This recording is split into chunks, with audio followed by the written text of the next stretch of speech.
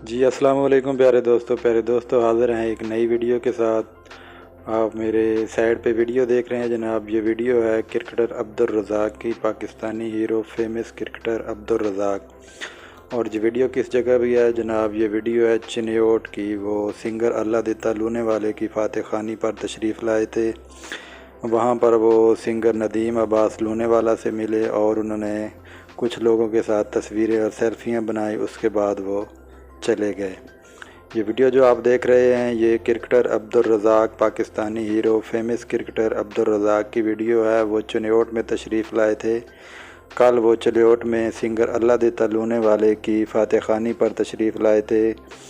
Singer Nadeem Abbas के वालिद singer अल्लाह दिता लूने वाला जो कि फ़ौत हो चुके हैं, उनकी कल कुल खानी का ख़त्म था। वहाँ पर ये क्रिकेटर अब्दुल रज़ाक तशरीफ़ लाए। इन्होंने सिंगर अल्लाह दिता लूने वाले के लिए दुआए मग़फ़िरत की और उसके बाद नदीम अब्बास को बाय बाय किया और चलते बने।